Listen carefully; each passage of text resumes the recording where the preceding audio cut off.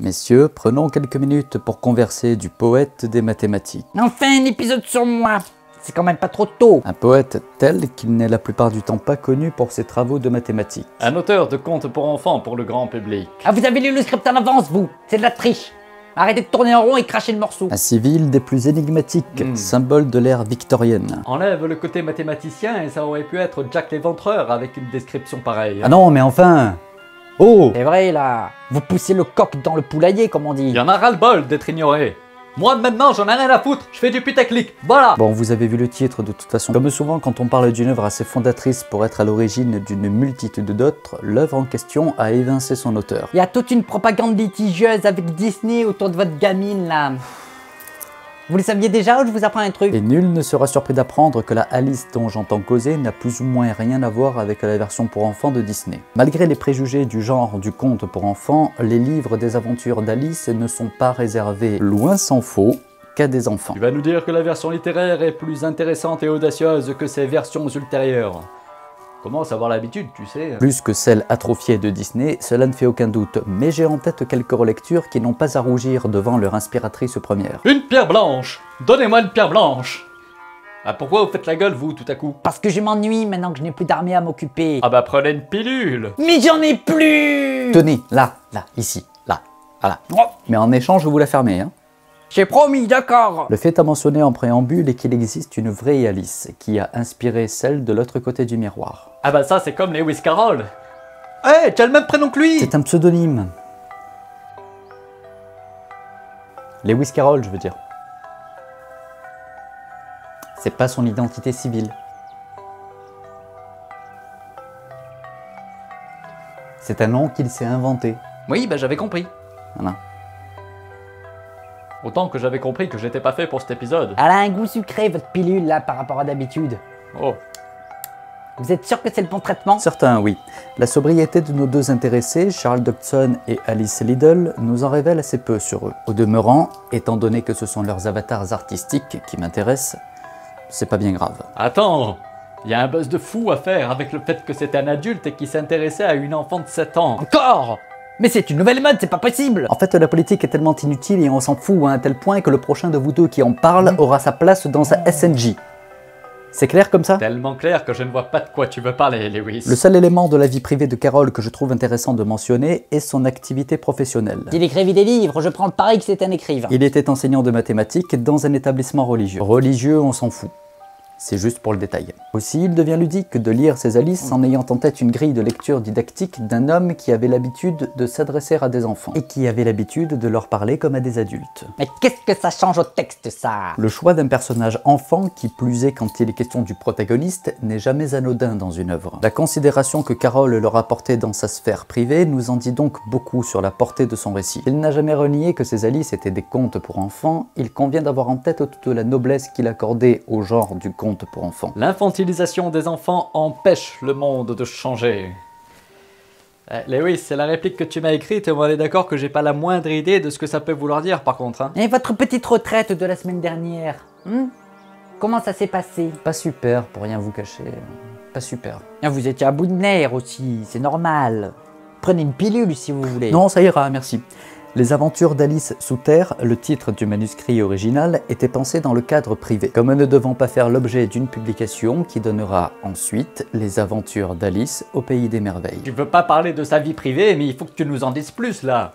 Si son œuvre était destinée à la sphère intime... La légende raconte que l'histoire serait née lors d'une promenade en barque, un après-midi de juillet, que Carroll faisait avec un collègue à lui et les 3 filles Liddell, Alice et ses 2 sœurs. Carroll étant déjà connue pour son talent à amuser les enfants par ses histoires, Alice lui aurait demandé un récit dont elle serait l'héroïne. Cette version orale sera retravaillée quand Alice lui demandera, quelque temps plus tard, de la coucher sur le papier. Au fur et à mesure des itérations du récit, le pays des merveilles s'enrichira et grandira jusqu'à devenir la version que nous en connaissons aujourd'hui. Et bien que j'ai la chance de n'avoir quasiment gardé aucun souvenir de la fois où l'on m'a infligé le visionnage de la Alice de Disney, je suis prêt à parier que le pays des merveilles littéraire n'a que de très lointains rapports avec celui du film. Il s'adresse aux enfants. Et c'est un conte pour enfants. Honnêtement, vous m'avez l'air de faire votre mauvaise tête pour pas grand-chose, là. Notre bon professeur va vous répéter ce que je lui ai scripté tout à l'heure. Professeur Obvious? Oh! Pourquoi tu dis rien là? Parce que j'ai compris que ta vision du conte pour enfants n'avait rien d'une évidence, ni d'une idée reçue. Alors je préfère me tenir à l'écart avant d'en prendre plein la gueule. Ça va, tu peux t'exprimer quand même. Je reviens de quelques jours de vacances là en plus. Eh ben... On constate que les 2 volumes d'Alice sont dédiés à la vraie Alice. Voilà. Ah mais c'est soit tu dis que des conneries, soit tu n'as rien à dire quoi. Si, j'ai des trucs à dire. Mais sur le fait qu'un adulte de 40 ans dédie des bouquins à une enfant de 7 ans qui n'est même pas de sa famille et qui l'a photographié des dizaines de fois. Mais tu vas pas en entendre parler non plus, alors... Ce n'est pas que je ne veux pas en entendre parler, c'est que je n'en vois pas l'intérêt pour causer des livres. Jouons au jeu de la raison absurde, voyageons un peu dans le rêve du pays des merveilles. L'ontologie scientifique d'un rêve et que c'est un phénomène neurologique qui se développe... Car le récit commence par cette élégance de nous justifier les excentricités à venir. Là aussi, comme c'est souvent le cas pour ce que j'évoque dans cette série des origines, il faut avoir en tête que le procédé n'était pas encore devenu ringard comme aujourd'hui. À l'époque, milieu 19e siècle, c'était encore quelque chose d'original et d'assez peu vu. Si je pouvais voyager dans le temps jusqu'à là-bas, je suis sûr que je serais un génie avec mes idées reçues. Le pays des merveilles est donc un endroit où tout peut s'animer. Ce qu'on appellerait communément la folie est la norme là-bas. Car les personnalités qui s'animent à travers les objets et les animaux ne sont pas feintes ni hasardeuses. Même les plantes ne se contentent pas de s'animer juste pour s'animer. Non, elles raisonnent. À leur manière certes, mais elles sont cohérentes avec leurs conditions de plantes. Et ça peut paraître du pinaillage de ma part, mais mettre en scène une logique tellement circonstancielle qu'elle passe pour de la folie, c'est un coup de maître que beaucoup échouent à réussir encore aujourd'hui. Le seul personnage dont la rationalité nous est familière est la petite Alice. Alice, rationnelle, on y reviendra. Et toi là? Dis-moi toi. Tu voudrais pas intégrer une armée géniale toi des fois? Arrêtez de parler tout seul devant des objets, vous. Ils me répondent! Tout ceci commence à... Attendez, de quoi? Oh là là là là, pourvu qu'ils ne se rendent pas compte. Lewis veut m'empêcher de le dire, mais je me confie à vous parce que je sais qu'il n'y a que vous qui m'écoutez. J'ai très peur de mourir. J'ai très peur de la mort parce que je sais que je ne dois mon existence qu'à ma fonction et que, pour une fois, oui, pour une fois, je me rends compte que les idées reçues ne peuvent en aucun... Bious, où est-ce que tu es encore? Oui, j'arrive. Au revoir les amis. Là où l'écriture de Carroll devient géniale, c'est quand il pousse le non-sens dans ses retranchements. Le non-sens, c'est une expression... Le concept est assez simple en théorie.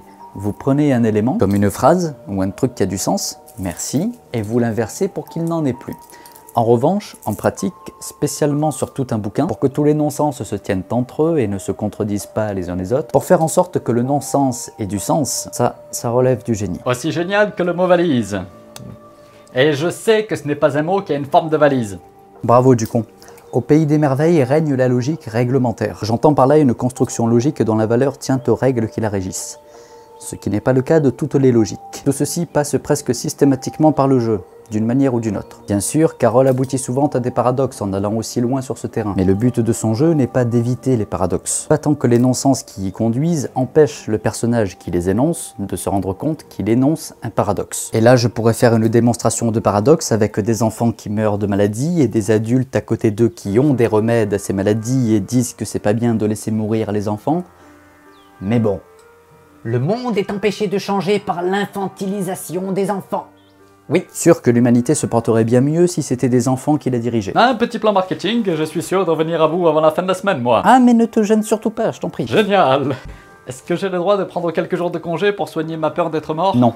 Carroll nous démontre avec brio que les genres ou les normes ne sont jamais plus que des outils avec lesquels on est tous constamment invités à jouer. Ainsi, la classification des Alice dans le registre du conte pour enfants relève davantage des classifications commerciales de cette époque que d'une réelle volonté de limiter ses écrits à des enfants. Il va cependant sans dire que, à mon avis, Carroll s'est toujours favorisé un public d'enfants. Selon moi, parce qu'ils ont une appréhension instinctive des codes qui ont une pertinence légitime. Comme beaucoup de précurseurs, Carroll cerne brillamment les codes de son genre et ne se prive pas d'en jouer pour détourner les attentes. Il se place volontiers sous la tutelle de la parodie pour intégrer des éléments du quotidien des enfants de son époque et, ce faisant, s'affranchit de ce qu'était le genre en cette même époque, où il était peu envisageable que le protagoniste ne soit pas un garçon et qu'il ne sorte pas de son aventure avec une morale socialement acceptable et approuvée par la communauté des adultes. Ce qui est radicalement nouveau dans le texte de Carole, c'est que la question qui est posée à la fin, ce qui fait office de morale au conte auquel nous venons d'assister, c'est la question ouverte de savoir si Alice a rêvé son voyage au pays des merveilles. Et j'ai bien conscience que la chute est éculée de nos jours. Mais même de nos jours, rares sont les œuvres qui se destinent à des enfants et se permettent de leur poser une question aussi adulte que celle-là. Non pas que je veuille faire mon rabat-joie, mais vous m'avez fait venir pour simplifier des choses complexes. Et j'attends toujours que vous commenciez, soit dit en passant. Ah mais vous avez vu comment vous tournez les choses? Comment voulez-vous que je simplifie le conte pour enfants avec ce que vous dites dessus? Lewis, j'ai plusieurs cartons de vaccins pour les envoyer aux populations défavorisées. Mais c'est super! En voleur, tu attends quoi? Tu pourrais m'aider à effacer mes empreintes dessus d'abord? C'est-à-dire que je les ai volées. Et puis il faudrait que je puisse mettre en ligne la vidéo du braquage quand tu auras un moment, histoire de nous faire un petit coup de marketing. Ah, il s'est tiré là, hein. Lewis! Vous en avez profité pour voler quelques pilules au passage? Pas de touche! C'est mes cartons. Allez, on va changer un peu. C'est quoi ça? Du magnésium. C'est très bien, magnésium. Voilà. Le placebo. Ça marche nickel. Oh! On croyait que vous étiez encore parti déprimé, Lewis. Ah ben non, j'étais là. Ce qu'il y a de surprenant, d'encore plus surprenant chez Carole, c'est qu'ils parviennent à nous émouvoir sans aucune scène émotionnelle. Enfin si, du coup si, mais je veux dire qu'il a aucune scène qui a la construction d'une scène émotionnelle. Alors, à quoi ça tient? D'après moi, à une émotion très particulière qui est celle de l'intellect. Pas l'émotion immédiate et préhensible du rire ou des larmes, mais l'émotion très personnelle de la satisfaction d'avoir appris, d'avoir compris quelque chose. Parce que si on fait comme le fait sûrement Disney, si on enlève cette émotion intellectuelle au texte de Carole, l'ensemble harmonieux, subtil et fin s'effondre. Pour que le tout tienne quand même, on est obligé de donner de la consistance à une Alice qui, dans le texte, est très effacée. Non pas qu'elle manque de caractère ou ne soit pas attachante par bien des aspects, mais dans le sens où la Alice de Carole reste en retrait par rapport au lecteur. Même ses caprices émotionnels sont désamorcés pour n'en faire que ça, des caprices sans grande importance. De fait, quand Alice s'exprime, elle s'adresse le plus souvent, sans le dire pour autant, au lecteur plutôt qu'au personnage du pays des merveilles. Carole avait amorcé ce qui deviendrait plus tard le lecteur protagoniste. Et ça défonce. Il avait compris que le monde ne peut changer que par les enfants. Et là c'est pareil, hein. Moi je veux bien dire les répliques que tu me donnes, mais on est d'accord que je pige toujours rien quand même. Notre heure est venue.